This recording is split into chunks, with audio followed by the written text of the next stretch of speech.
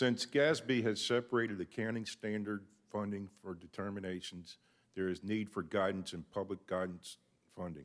A number of actuarial organizations have responded to this need. This session, led by David Kausch, will cover many common themes in these publications, as well as some notable differences amongst all the approaches. Please welcome David Kausch.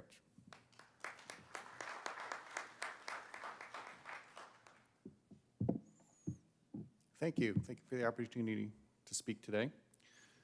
The topic that I'll be talking about is the public funding standards and where they stand today with regards to the recent changes.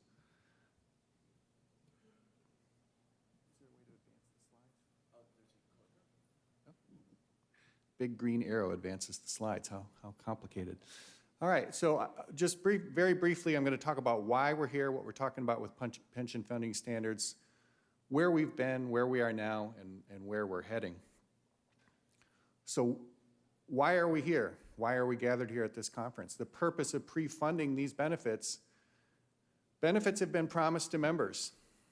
The whole point of pre-funding is that we need to set aside contributions and accumulate assets in order to pay those benefits and to secure those benefits. Trustees have the duty to administer those benefits. Trustees have the duty to prudently invest those assets. Where the actuary comes in is the determination of the funding, the contributions to fund those plans over time. They will depend on funding objectives. Those funding objectives may change over time, and that's why I'm going to go through some of the past, present, and future to look at how the funding objectives have in fact changed. The whole context here, the question is, what are public funding standards?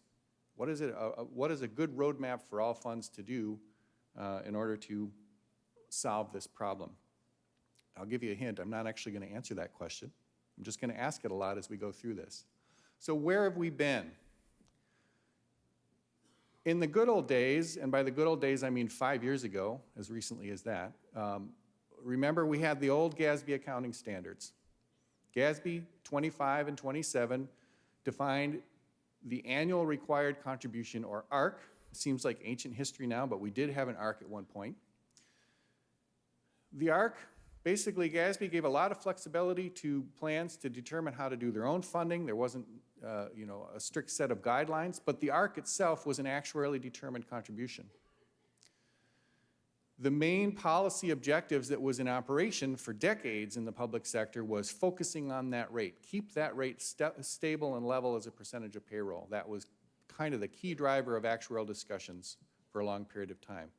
What ended up happening is the GASB standard, as we all know, the GASB standard essentially became a de facto funding standard. GASB put sort of an out-of-bounds marker on the contributions, the annual required contribution to satisfy the ARC. You had to contribute at least the normal cost and amortize the unfunded over a period of no longer than 30 years. What ended up happening is that 30-year out-of-bounds marker in GASB 25-27 became sort of the standard. That became a very common 30-year rolling amortization was the de facto standard over the time. GASB saw this emerging and decided that as an accounting standards board, they wanted to focus on accounting, not funding. So they actually began a process before the Great Recession. They began a process in 2006 to relook at the accounting standards, since they were feeling like they were becoming a funding standard when they didn't want to be a funding standard. New accounting standards came out, GASB 67, 68, which I'm sure you're all brutally familiar with, since it's changed a lot of the way we do things, with the one key objective of separating accounting from funding. That essentially means now we have two sets of reporting. We have GASB reporting and we have funding calculations, which are different, but they are still in fact linked. The GASB discount rate calculation for your accounting purposes depends on your funding policy. And the GASB statement even pushes it back on the trustees and the actuaries to say, you have to develop a funding policy, and what your funding policy is will ultimately flow into your GASB determination. So again, this raises the question, what are public funding standards? Now that GASB has backed away, where does that leave us? So that gets us to where we are now. What is the response that we had to GASB pulling away from the funding standards? Well, there were several organizations that stepped into the breach. We all have the goal of developing funding standards for our plans, funding policies to deal with our own particular situation, but is there a way of developing a funding standard that's going to apply to all plans in total? So the organizations that stepped forward, there were a lot of actuarial organizations that stepped forward, the American Academy of Actuaries, the Conference of Consulting Actuaries. I'm not going to give you a full detail on all the politics of actuarial organizations, but I will focus on the CCA, the Conference of Consulting Actuaries. Many of you are probably aware of the white paper that they came out with in 2014 on public plan funding policies. It's a great set of guidelines for governance for setting up a funding policy. GFOA came up with core elements of a funding policy very similar to the CCA white paper. Another one that I will talk about briefly is the Society of Actuaries took a little different approach with the blue ribbon panel. And finally, the one that's going to influence more of what my talk is about is the Actuarial Standards Board had a pension task force. We'll get into each one of these. Each one of those organizations, when they developed their funding standards, when they developed their approaches, they came up with general themes that they were looking at. The general themes that emerged for funding is we want to maintain funding adequacy, we want to maintain intergenerational equity, and we want to maintain contribution stability. Those last two in particular, those objectives are very consistent with the notion of level percent of payroll financing. The level actuarial cost method is part of the CCA white paper. Going for that level percentage of payroll is the way we finance benefits. So that was re-emphasized throughout this whole process. Where some of the things changed and some of the distinctions that were made was, I'll refer to them as old habits and new policies. The old habit goes back to the GASB rules, the 30-year amortization. A rolling amortization would be every year you use the same period. We had a 30-year amortization this year. Next year we're going to have a 30-year amortization again. It's like re-upping your mortgage with a rolling amortization. The other de facto standard was a long amortization period, the 30 years. A long amortization as a level percentage of payroll results in what's called negative amortization. This is a term that we're trying to use more frequently. You may not have heard it exactly in this term before, but you should start hearing it more. Negative amortization means if you have an unfunded,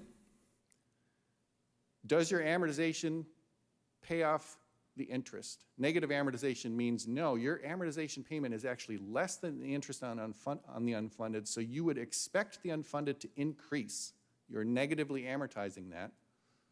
If you have a long period, long amortization period, like a 30-year level percentage of payroll amortization, you will have negative amortization. Your unfunded will be expected to increase in the first few years. As your 30-year period winds down to zero in a closed amortization, you will eventually have positive amortization and your unfunded will get paid off. But if you have a 30-year rolling, every year you have negative amortization. You're re-upping again at that 30 years. So you will have perpetual negative amortization. That was the old habit from the GASB de facto standard that all organizations pretty much agreed we need to get away from that. So the new policies talked about actually closing the amortization periods. Number one, your 30 should clock down to 29, 28, 27, no longer rolling. You should focus on shorter amortization periods and what are referred to as amortization layers. Your unfunded liability comes from different sources. It can come from gains and losses every year. It can come from changing your assumptions. It can come from a change in the benefit structure, creating a new unfunded. Identifying those layers, those slices of your amortization, your unfunded, can be an important communication and have separate amortization features. Now, the Society of Actuaries Blue Ribbon Panel went a little bit further. They actually emphasized some different policy objectives. Number one, they talked about benefit security as a policy objective, and I'll talk about that a little bit more in a minute. They recommended some contribution benchmarks. Very much, as a Society of Actuaries, they were very much interested in looking at the public sector as a whole and benchmarking contributions. I don't know if individual plans care as much what their neighboring plans are contributing, but nonetheless, that was an objective. Say normal cost in a 15-year amortization, that's what they said. Everybody should look at that as a contribution benchmark. I don't think that made it into the standard, so that's not necessarily a bad thing. But they also talked about risk assessment. Risk is something that has historically been left out of the actuarial discussion in terms of the contribution rate. It's been left out of the actuarial discussion, even in the CCA white paper about setting your funding policy. Your funding policy is all based on your assumptions being met exactly in the future. There's nothing really discussing any risk, and I will talk about that as well in detail. And finally, solvency liability disclosure. So again, now that we have input from all of these different groups, what does this say about what the public funding standards should in fact be? So where are we heading with this whole discussion? These organizations all opined on very broad principles, but we still have a question about, is there such a thing as a standard for public pension funding? Well, the actuarial profession actually does have standards. Believe it or not, we actuaries do have standards. There is what's called the Actuarial Standards Board that sets guidelines for the actuarial practice. They looked at all these sources of input and they said, we have to figure out what to do with this. So they created a pension task force in response to all of these, mostly in response to the Blue Ribbon Panel, to try to unwind what this means and try to come up with standards that they could put out there. So the pension task force was charged with reviewing existing actuarial standards of practice regarding public plan funding, identifying whether changes needed to be made to our own standards or whether we even needed new standards specifically to public plans, and make suggestions to those standards.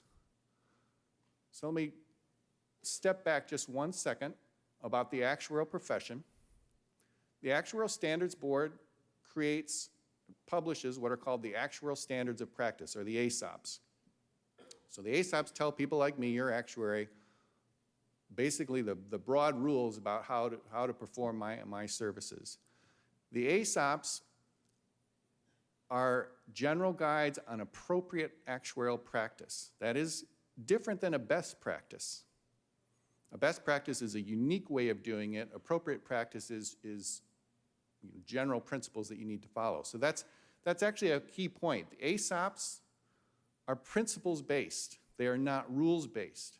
So when the Actuarial Standards Board writes ASOPs to talk about pension plan funding standards, they're not going to come up with a laundry list of rules. They're not going to say you have to use 15-year amortization, you have to do X, Y, and Z.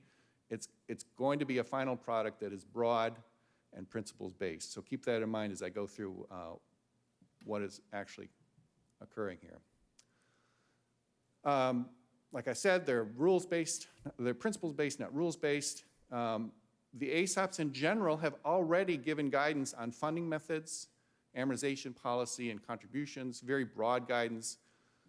Some of the existing guidance out there sounds pretty straightforward. You kind of hope your actuary is always doing this. The technical wording is, on one of these examples, a contribution allocation procedure should be consistent with the plan accumulating adequate assets to make benefit payments when due. That's actuarial speak for saying, if you're going to fund a plan, you better be able to pay the benefits.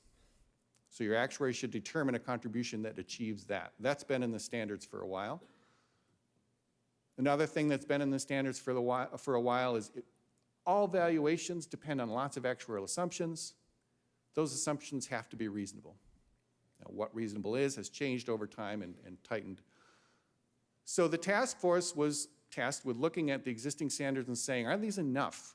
Are these guidelines too wide in their principles-based approach, and do they need to be narrowed? And as a result,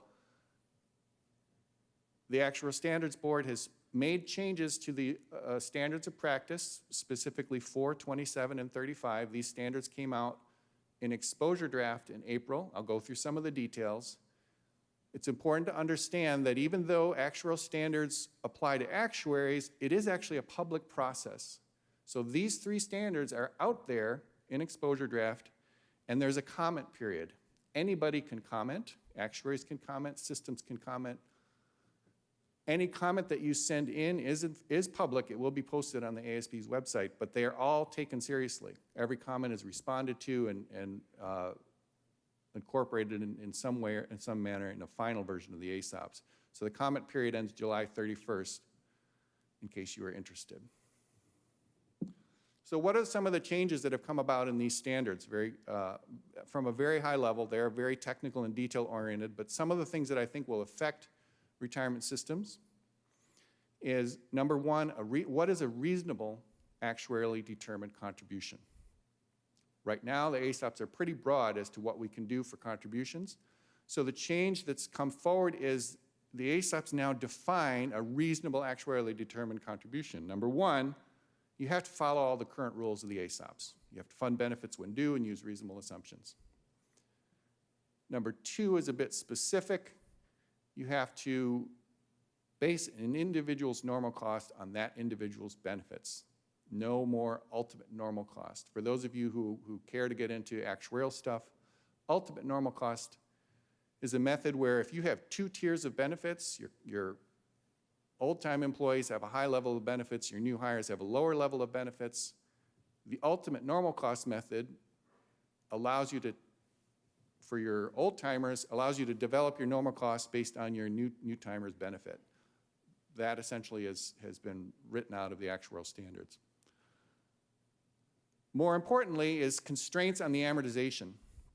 So the amortization now, again, you can talk about amortization layers, but the very important thing is at the end, no more rolling amortization of a long period. That's what that long sentence means. You can't have negative amortization forever. You also have to consider benefit objectives, similar to the objectives that all those organizations came up with, but I will point out that the number one objective is now benefit security as opposed to funding adequacy. So funding adequacy basically says we want to get enough contributions. Benefit security is a higher bar. We have to secure the actual benefits. I'm going a little bit behind, so I want to speed up. So for those of you that I've put to sleep, time to wake up, okay? Pay attention now. One of the changes in the standards is a disclosure of a solvency liability. This relates to your resolution number 2. This is a market value of liability. In case you haven't looked at it in the back, resolution number 2 ends with a resolution. The very last paragraph says, NCPERS will oppose using financial economics or market value of liabilities for pension plans. That's what this is. So solvency liability, it's referred to as the investment risk defeasance liability, is a market-based liability measurement using discount rates of treasury yields to determine your liability, not your expected return.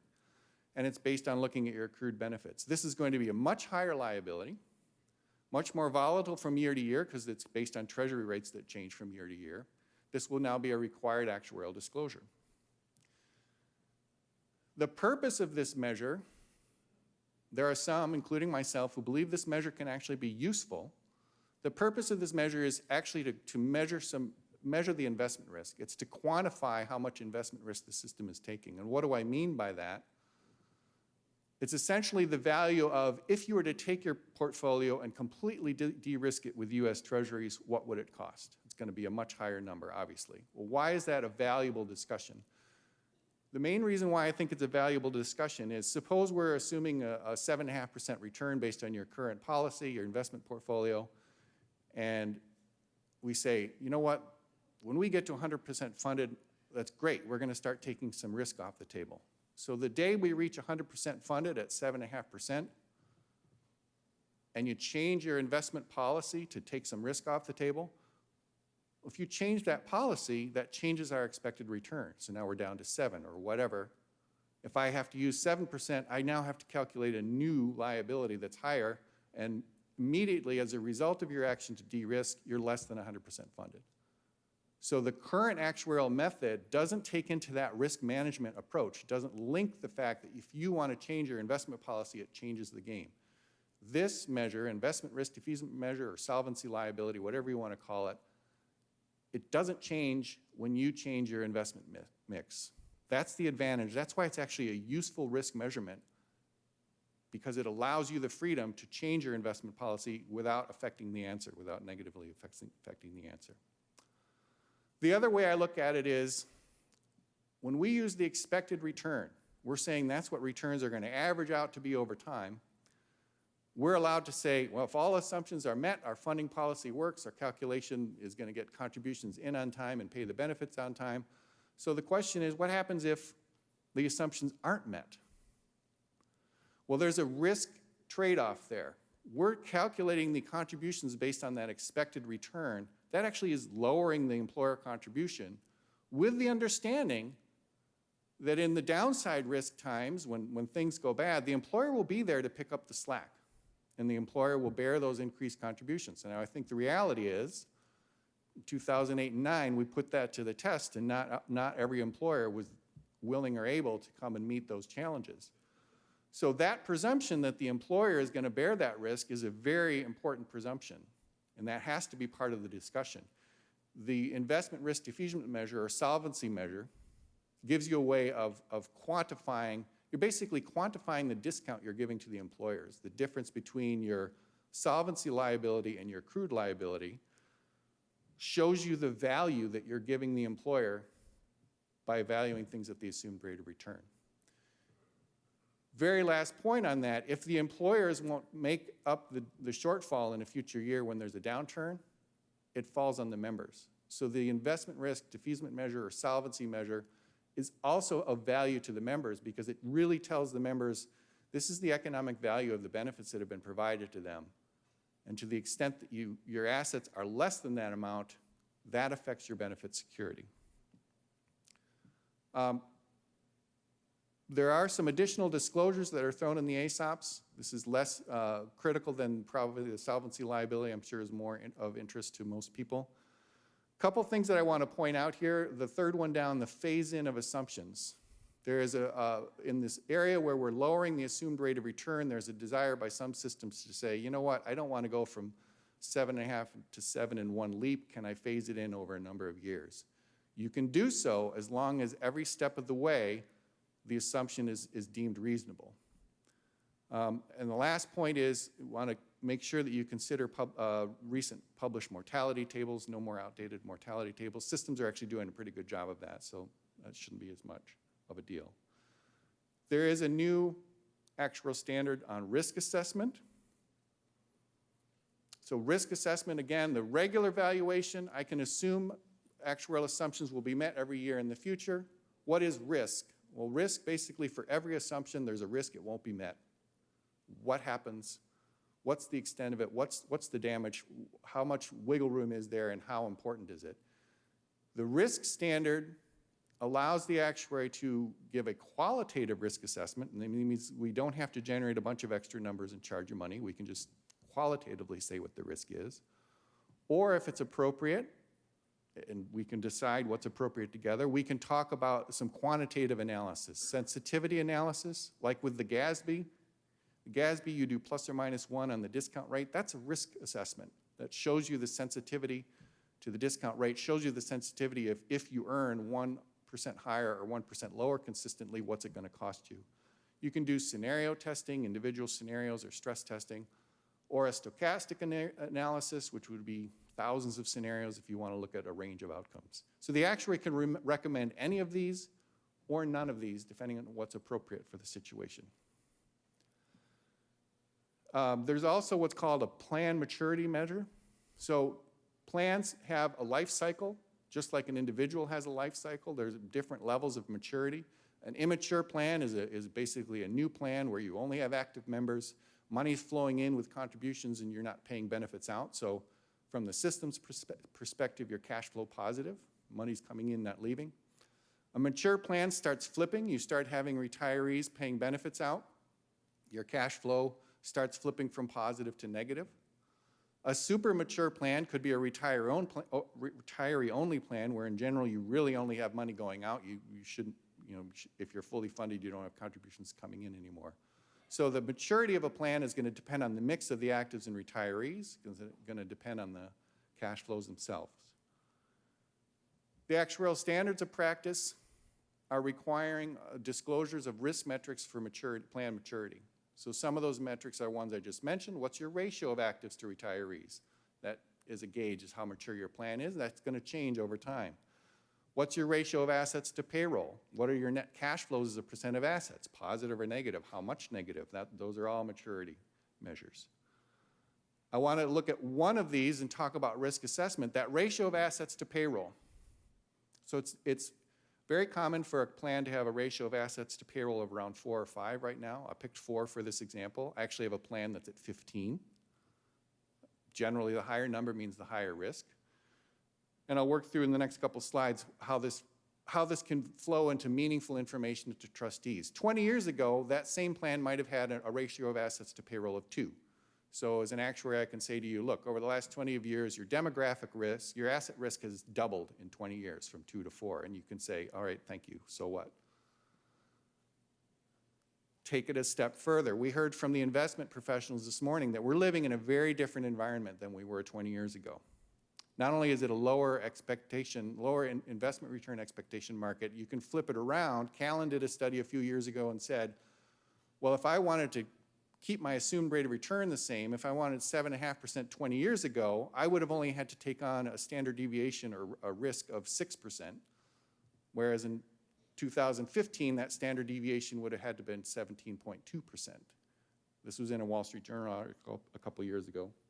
So basically, they were saying, keeping the same level of expected return, your investment risk has almost tripled in 20 years in order to stay at that level of investing, of returns. So my point as the actuary is, we have the investment silo and their risk metrics. We have the actuarial silo and our risk metrics. They bundle together. You take that doubling of the risk on the asset to payroll number over 20 years and the tripling of investment risk, they actually multiply. And your combined risk is now 6 times as big. And you can take this a step further. The rule of thumb on your investment risk, your standard deviation, the rule of thumb is, well, 1 standard deviation events occur 2 out of every 3 years. So 2 out of every 3 years, my returns will be in 1 standard deviation of my expectation. 1 out of 3 years will jump outside of that range. So back in 1995, take this example that I just built up. Back in 1995, we would have said 1 out of 3 years, your investment gains or losses would have exceeded 12% of payroll. That's my factor of 2 assets to payroll and my 6% standard deviation. Well, now, 20 years later, 1 out of every 3 years, my tail events would have exceeded 69% of payroll. My assets to payroll has doubled to 4. My standard deviation has tripled to 17.2. So it's a 69% of payroll event, 1 out of every 3 years. Now that could be positive, it could be very good news, or it could be negative, it could be very bad news. So as your actuary coming to you today versus 20 years ago, 20 years ago, if we had a 12% of payroll negative event, I would say, okay, it's bad news, we can deal with it, we can figure out how to smooth that and fund it. That's a lot easier than a 69% of payroll. And some of these plans with the maturity metrics higher than 4, you can get over to 100% of payroll very, very quickly. So anyway, it's just an example of how these risk metrics really translate into the daily operation of these funds.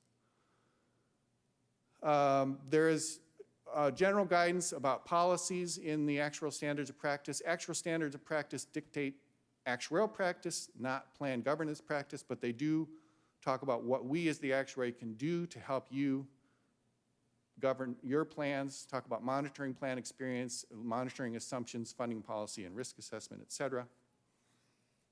But the final slide I have is back to my original question. What are the public plan funding standards? We can only answer this together. All of the actuarial organizations put forward their best thoughts on the subject. The Actuarial Standards Board took that and tried to put it into place in a principles-based approach so that we as the actuaries can serve you, tailor your funding policy specifically to your plan, deal with these risk implications, and go with these guiding principles to help answer this together. And with that, I will pause for questions. I think I scared everybody. Wow. Hey, go ahead. Yeah, I'm sorry. Yeah, we don't have any mics. I apologize. Yeah, I want to challenge you on the point that you made about disclosing with liabilities based on the treasury rate. You know,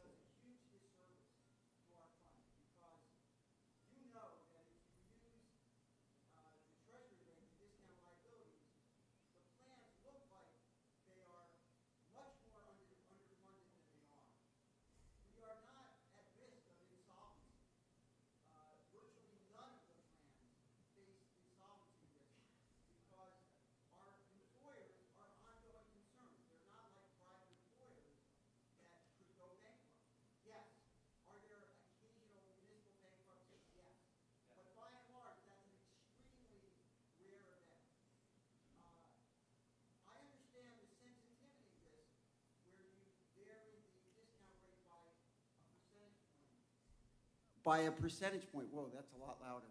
Hopefully, folks have heard what I've said so far. I'll try to paraphrase, so Okay, keep thank going. you. By a percentage point, up or down, that makes sense.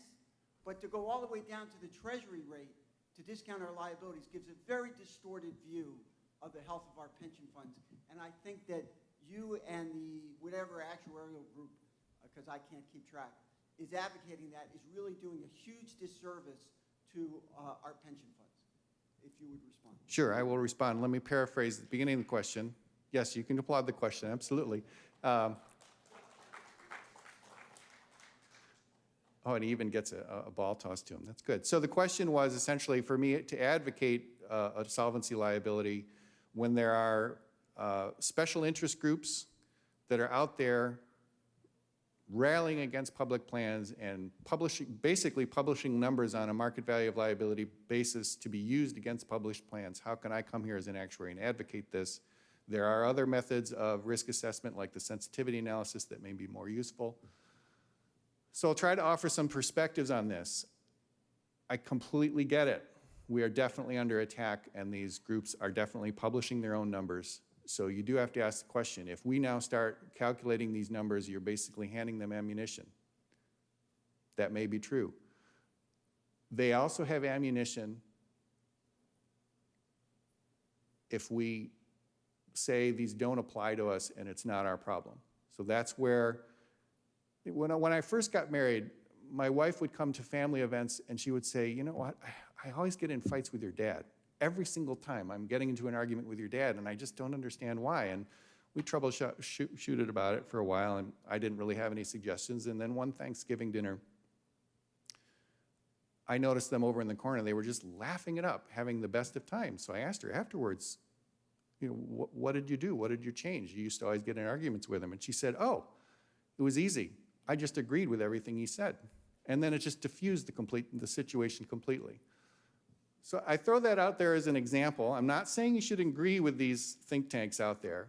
I'm just saying there is a potential to diffuse some of their ammunition if we start publishing this number and put some context around it. If you look in the actuarial standards of practice, this is not a funding number, this is a risk measurement number. And I think actuaries in general, there's a lot more that we can do and should be doing to assist systems with assessing risk and how risk incorporates in things. I already mentioned we have silos of investments and silos of actuarial. We try to, stay off each other's turf, but there's a lot of combinations that we can do to help with the risk assessment. My point being, to the extent that we own this number, we get to say what the number means and doesn't mean. And that can be a step towards diffusing what these interest groups are doing. You're all thinking, yeah, right, all right. That's my view. The other thing is I do think it's actually important to start having a discussion about quantifying the risk. And I guess I'll move on to another question. Oh, we're out of time? We're out of time. Okay. Sorry, thank you.